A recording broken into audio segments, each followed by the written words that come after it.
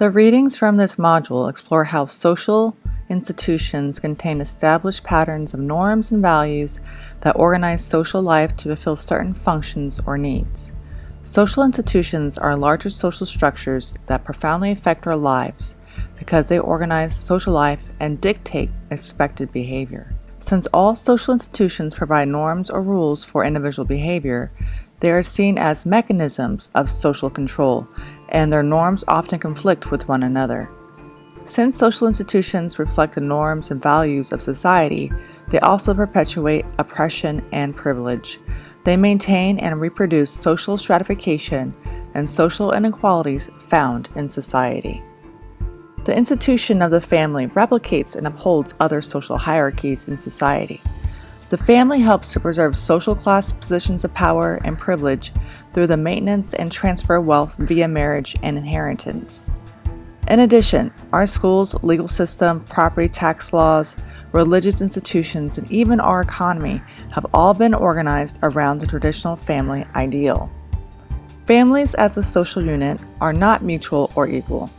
They are hierarchical arrangements of power and resources that are distributed based on age, gender, and sexuality. Collins discusses how the social construction of family is often influenced by racial constructions. For instance, definitions of family often have relied on the notion of blood ties and concerns over miscegenation or the racial mixing of blood in families. Thus, another way the institution of family upholds privilege for some and oppresses others is by laws that allow some groups to marry and others to not marry. Situated in the center of family values are debates of the imagined traditional family ideal. Formed through a combination of marital and blood ties, ideal families consist of heterosexual couples that produce their own biological children. This family consists of a breadwinning husband, a stay-at-home wife, and children. The family functions to produce emotional bonds of love and caring, and roles strictly adhere to a biological notion of gender. Men are in the public world, whereas women are regulated to the private world. Collins argues that the reworking of the rhetoric of family is political. It is a common strategy for conservative movements of all types. These conservative groups claim that the alleged unity and solidarity attributed to family is often invoked to symbolize the aspirations of oppressed groups. The traditional family ideology manifests in social institutions and social policies.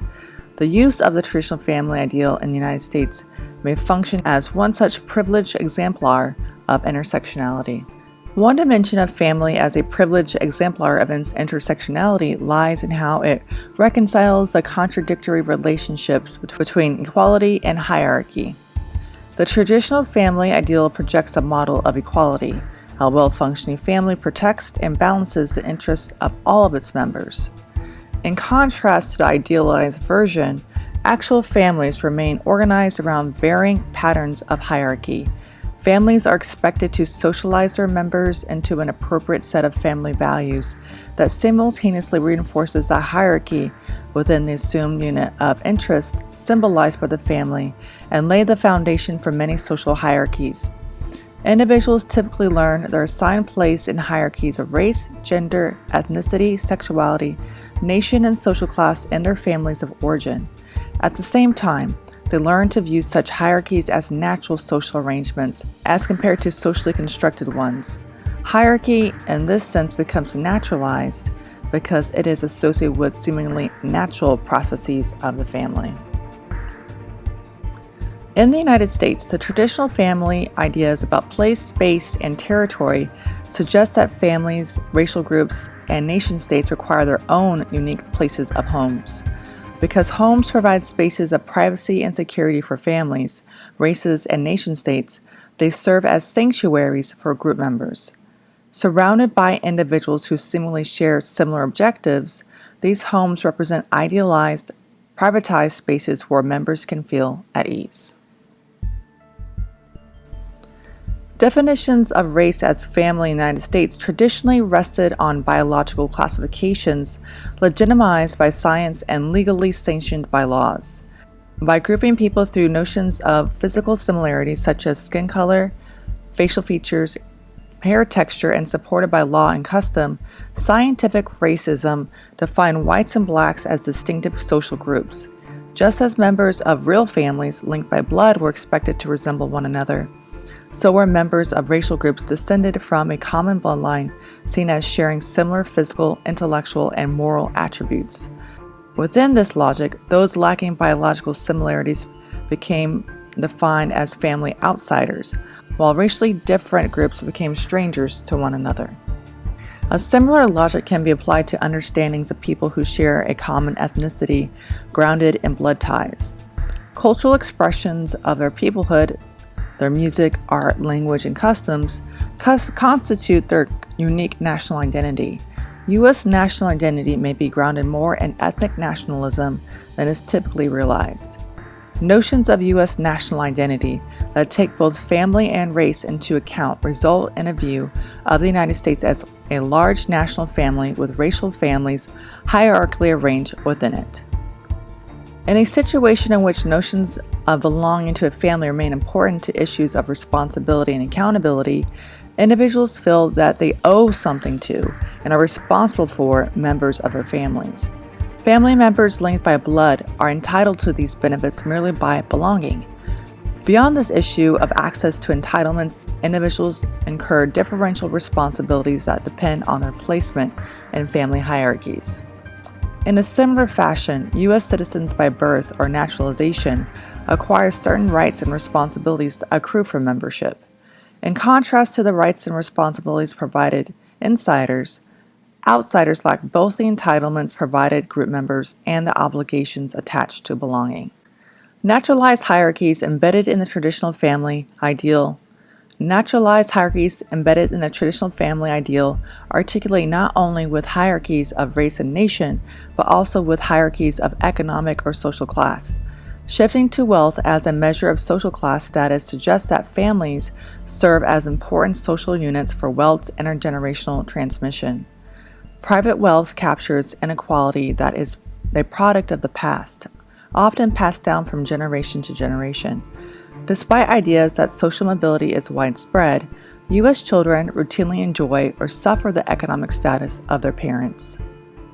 Despite the historical concentration of wealth among a small percentage of families, the intergenerational transmission of wealth through family also operates among working-class families. The notion of working-class men being entitled to a family wage emerges at the intersection of expectations of family inheritance and naturalized gender hierarchy. Working-class men inherit opportunities to earn a wage and are expected to use that wage to support their families.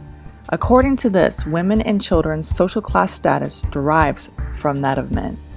Family planning comprises a constellation of options, ranging from coercion to choice, from permanence to reversibility regarding reproduction of actual populations.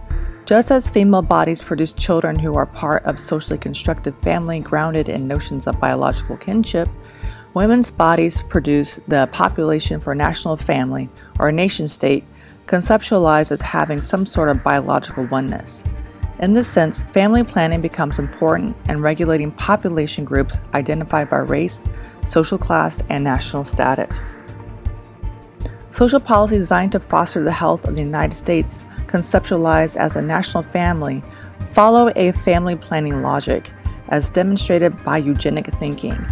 Three elements of eugenic thinking seem remarkably similar to themes in American public policy. First, eugenic thinking racializes segments of a given population by classifying people into mutually exclusive racial groups. The second element of eugenic thinking is associating diverse racial groups with perceived national interest.